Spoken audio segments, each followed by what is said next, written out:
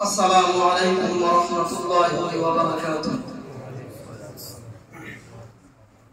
الحمد لله نحمده ونصلي على رسوله الكريم أما بعد. أعوذ بالله من الشيطان الرجيم. بسم الله الرحمن الرحيم. ومن يرد ثواب الدنيا نؤته منها ومن يرد ثواب الآخرة نؤته منها.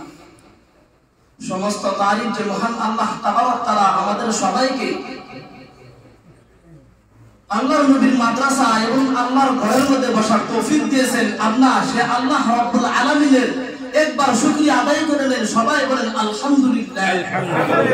আল্লাহ তাবারক তাআলা দুনিয়ার মধ্যে আল্লাহ নবীকে সৃষ্টি না করলে আল্লাহ তামাম দুনিয়া আল্লাহ সৃষ্টি করতেন না। যে দুনিয়ার মুহাম্মদ রাসূলুল্লাহ সাল্লাল্লাহু আলাইহি সাল্লামের জন্য এত সুন্দর দুনিয়া এবং মাদ্রাসা এবং আমরা মুসলমানের যারা জন্ম নিয়েছি আমরা সে আল্লাহর নবীর করে দুরূদ আদায় করি সাল্লাল্লাহু আলাইহি ওয়াসাল্লাম। যে নবী আমাদের জন্য কষ্ট করেছে, যে নবী আমাদের জন্য এত মহব্বত করেছে, যে নবী আমাদের জন্য পাথরের আঘাত খেয়েছে, যে নবী আমাদের জন্য রক্তাক্ত হয়েছে, যে নবী আমাদের জন্য জমিনে শুয়ে পড়ছে, যে নবীকে মারতে মারতে কাফেররা এমন ভাবে বেহুশ করেছে যে জমিনে শুয়ে পড়ছে। যে মহব্বতের নবী যে মুহাম্মদ রাসূলুল্লাহ সাল্লাল্লাহু আলাইহি ওয়াসাল্লাম উম্মতের জন্য এত কাঁদছে, উম্মতের জন্য এত কাঁদছে, বলেছে হে আল্লাহ আমার উম্মতকে তুমি নাজাত দান করো। সে নবীর উম্মত আমরা কেমন নবী?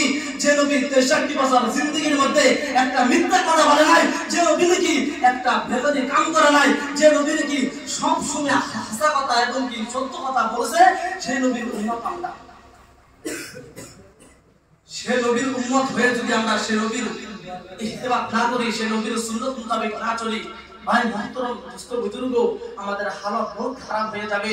আজকে সে নবীর মুহাব্বত যদি আমরা আপনার দিলের মধ্যে রাখতে পারি, আল্লাহর কসম আজকে সে নবীর যদি মুহাব্বত করতে পারি, সে নবীর যদি ভালোবাসতে পারি, আল্লাহর কসম আল্লাহ আপনাকে আমাকে জান্নাতে দেবে। সুবহানাল্লাহ। সে নবীকে কেমন ভাবে ভালোবাসবেন ভাই আমার বন্ধুরা?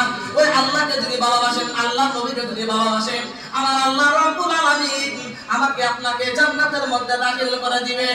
আমার ভাইরা আমার বন্ধুরা, ওই নবীকে আর আল্লাহকে যদি মহব্বত করতে পারি আমার ভাই, এই দুনিয়ার জমিনের মধ্যে আমার আপনার কোনো বিপদ আর আসবে না।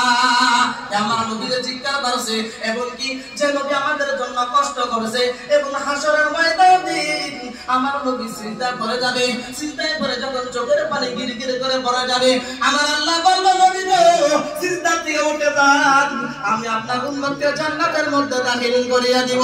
আমার নবী এক মর্তবা উঠবে না, আল্লাহ আকবার দুসরা মর্তবা বলবে নবী তুমি সিজদা থেকে উঠে যাও, আমার নবী উঠবে না। তখন তিসরা মর্তবা আমার আল্লাহ বলবে নবী গো আমার বন্ধু তুমি সিজদা থেকে উঠে যাও, আমি তোমার উম্মতকে জান্নাতের মধ্যে দাখিল করে দিব। সুবহানাল্লাহ। আল্লাহ যখন জোরে করে আওয়াজ দাও বলবে নবী গো তুমি উঠে যাও, আমি তোমার তামাম জমিনের উম্মতকে আমি জান্নাতের মধ্যে দাখিল করিয়ে দিব।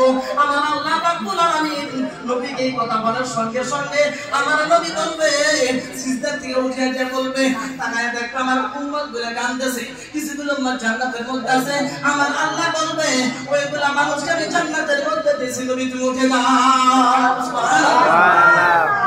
সেই নবী যে মুহাম্মদের নবী, ভালোবাসার নবী, যার জন্য দুনিয়া এবং আখিরাত পেয়েছি, যার জন্য ইসলাম হাদিস কোরআন সবকিছু পেয়েছি, যার জন্য আজকে মাদ্রাসায় পড়তেছি, যার জন্য আমাদের সমস্ত আমাদের আল্লাহ রাব্বুল আলামিন নিয়ামত দিয়েছে, সে নবীর উম্মত আমরা। আর সে নবীর উম্মত হয়ে যদি আল্লাহর নবীকে না চিনি আর আল্লাহকে ভালো না বাসি, তাহলে আমার আপনার জীবন শেষ, আমার আপনার ঠিকানা হবে জাহান্নাম। জাহান্নাম আর যদি মজবুত করে ধরতে পারে আমার আপনার ঠিকানা জান্নাত। তো এখনই বলি আমি আমার বক্তব্য শেষ করে দিয়েছি। ওয়া আখিরু দাওয়ানা আলহামদুলিল্লাহি রাব্বিল আলামিন। माशाअल्लाह बहुत खूब। ये थे मोहम्मद फखरुद्दीन मुतअल्लिम अरबी अव्वल जो अपने